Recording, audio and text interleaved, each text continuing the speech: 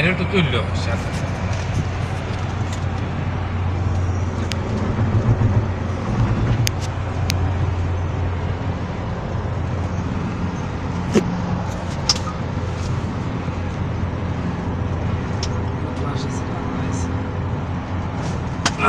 এই ওদের থাকে